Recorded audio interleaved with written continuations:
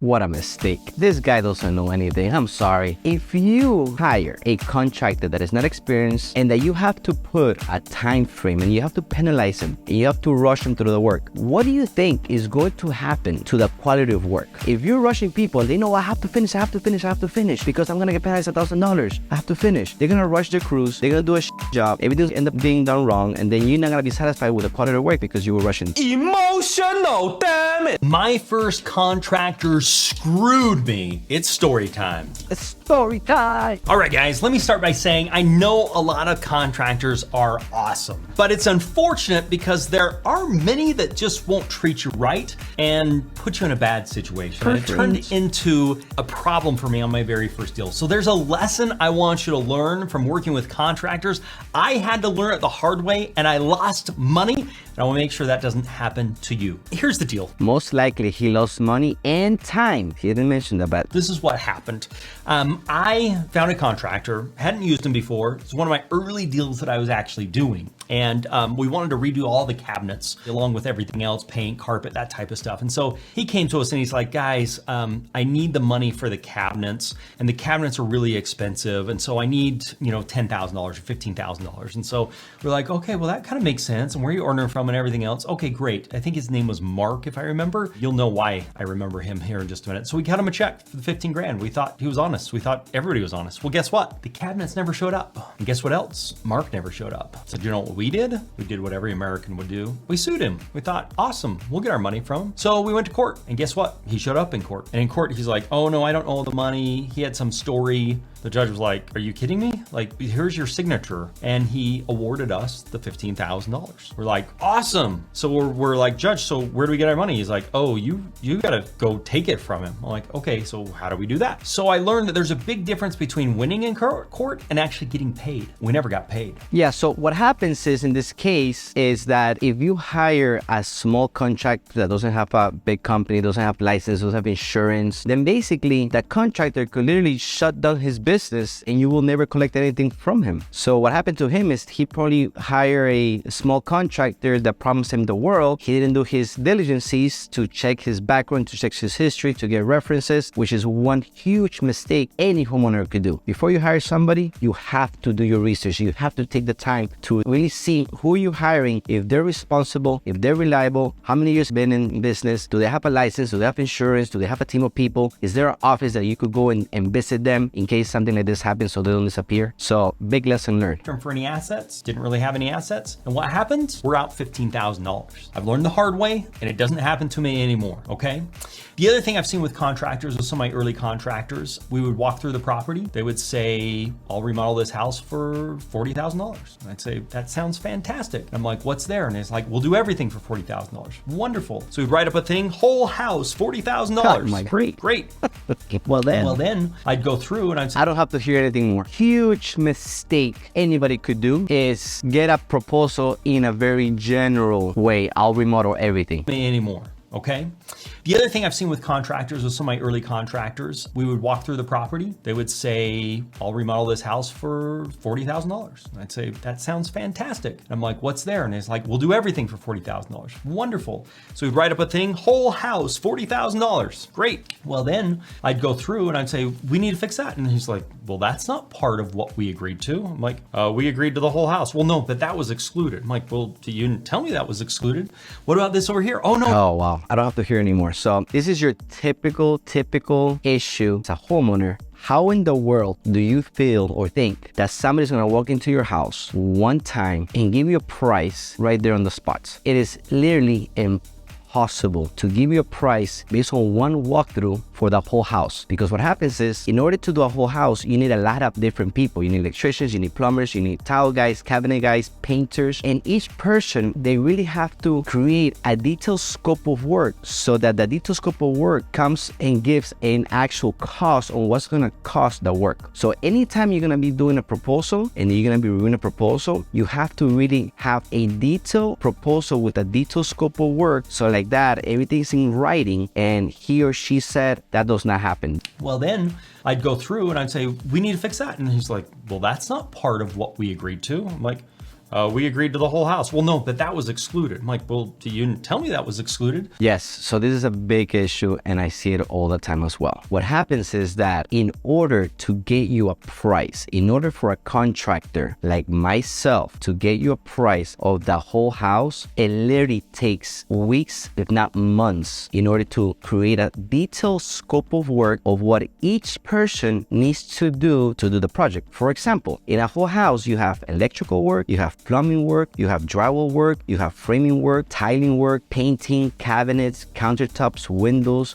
AC, roof, and much more. Now, each trade needs to create a detailed scope of work stating exactly what that person needs to do in order for that person to calculate and give you an estimate. Now, if you meet somebody at the job site, at your house, and you walk them through the project and they give you a price right there and then, run, because that is a false price. It is impossible to estimate something so quick when there's so many options out there, because it's not just also the scope of work of the project, it's also all the options that you as a homeowner have to pick, like the color of your tiles, what kind of tiles you want, what kind of materials are you going to use, what color paint, what brand paints, what kind of countertops, what material of countertops, how do you want the cuts, how thick you want the edges. All these decisions that literally takes months are going to change the price. And now, in addition to that, after you do demo, most of the time, there's going to be surprises behind the walls that nobody anticipated, not even you, not even an expert, because nobody knows what's behind those old walls. So you got to be very, very careful before you hire a contractor or any trade, and make sure that right before you hire them, make sure you have a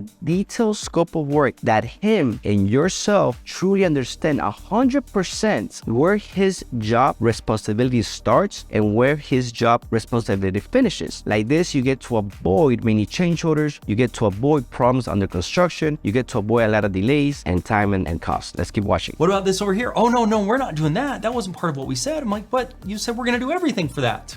So it turned into this, what's included and what's not included. And in all fairness, he may have been right on some things and I may have been right on some things. And so the next time I did a deal, I'm like, I'm done with this. I am not going to have this problem ever again. So what I did is I got one of those pencils that records, and I would write down on the notebook and you could go back and listen to the recording actually was. Now, I wasn't trying to hide this. The contractor knew this. I said, I'm recording everything and I'm writing everything down. So we'd go into the property, we'd say, we're in the living room. What do we want done? We want this, we want this, we want this. How much for this? Write it down. How much for this? Write it down. How much for this? Write it down. How much for this? I'm not sure. I got to get back to you. Okay, not sure. Get back to you. Walk into the next room. How much for this? This is everything we want to do. I'd write the whole freaking thing down. Then I'd go back and listen to it and I would type it all up and say, this is getting done. This is getting done. This is getting done. These are the prices. This is everything. And I sent it to them. Damn. Then I'd go back and listen to it and I would type it all up and say, this is getting done. This is getting done. This is getting done. These are the prices. This is everything. And I sent it to them. And then I had the contractor fill in a couple of prices, made sure everything was good, and then I had them sign it, which worked out extremely well, because at the end of the day,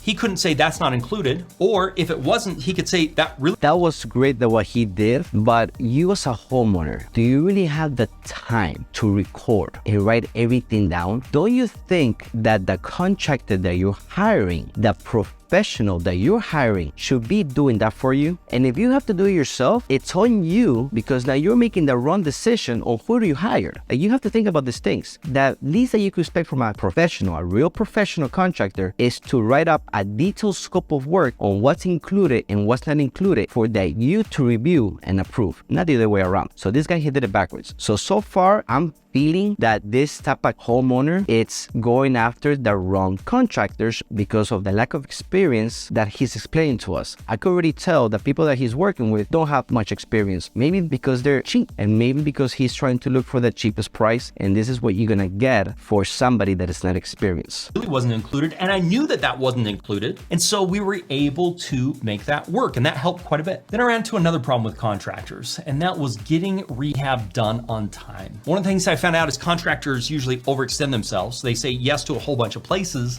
And then, well, they spend a little bit of time on each deal, but never get any of them done. That was one of the experiences. So I had to do something else. And I came up with a contractor agreement. And what happened is they had to say they were going to get work done with a certain amount of time. And so industry standard from my perspective is about $1,000 a day. So if you have a $30,000 remodel, it should take 30 days. If you have a $60,000 remodel, it should take about 60 days. Now, I'll usually give them about 10 extra days. So 60 plus 10 for permits or issues and that type of stuff. So 70 days on a remodel. We said, hey, contractor, if you take longer than that, you're going to owe me money. We're going to take money off. And so what I did is I figured out, hey, how much is my hard money cost per day? Let's say my hard money cost is $50 a day. So I'd say, contractor, for every day over the 70 days, if it's a $60,000 rehab, 60 plus 10, What a mistake. This guy doesn't know anything. I'm sorry. If you hire a contractor that is not experienced and that you have to put a time frame and you have to penalize him and you have to rush him through the work, what do you think is going to happen to the quality of work? If you're rushing people and they know I have to finish because I'm gonna get penalized $1,000, I have to finish. They're gonna rush their crews. They're gonna do a shitty job. Everything's gonna end up being done wrong, and then you're not gonna be satisfied with the quality of work because you were rushing. The right way to do things is, well, number one, make sure you hire the right contractor, because the right contractor is gonna have systems, it's gonna have schedules, it's gonna be very professional, and he's gonna be able to explain to you how he's able to keep the project moving forward. And to do that, you have to be very organized, and you have to use systems like scheduling softwares that you use, and then you have somebody manage it every single day so that people are working. All you could really ask for in a contractor or that team that they're hiring is to make daily progress. That is key, my friends. Daily progress, it's key to success. You cannot estimate a project $1,000 per day. If it's $60,000, it's gonna be 60 days. It doesn't work like that, because every project is different. And if you're doing custom work, even it might take longer because there's certain type of people that can only do the quality work. So the right way to do it is basically make sure you're hiring an experienced contractor that has a system, and ask about their system. Ask them, hey, how is it that you're able to manage your day-to-day? What is your process? What is your systems? What do you do if there's a delay? By having this communication and understanding their process, understanding that they've been experienced, understanding that they deal with projects like this, but now they have solutions, they have ways of getting the project done faster, that's the right way to do it. By putting a gun on a contractor and telling me, if you don't finish in 30 days, I'm going to charge you. That's not going to work. If you're an experienced contractor, you will never agree to something like that. Never. Again, I feel that this homeowner is working with unexperienced contractors, and that's why he has gotten burned over and over and over, and that's on him for not choosing the right person. I'm going to charge you $100, 2 times what my hard money costs are. But guess what? If you get done prior to that, for every day you're extra, I'm going to give you a $50 bonus, because he's basically getting me done faster, and I can get on the market, and it's going to save me some money. And so he had an incentive and he had a deterrent if he ended up taking too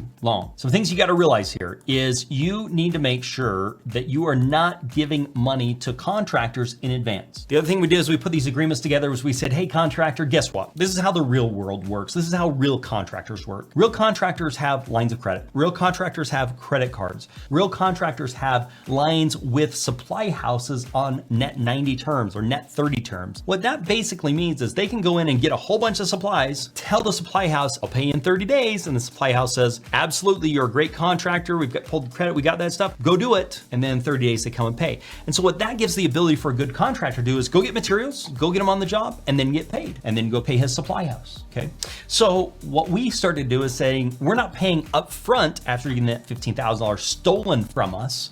We're not going to pay up front anymore. Basically, what we'll do is we'll give you a little tiny sliver up front. So if the job's $30,000, we'll give you $3,000.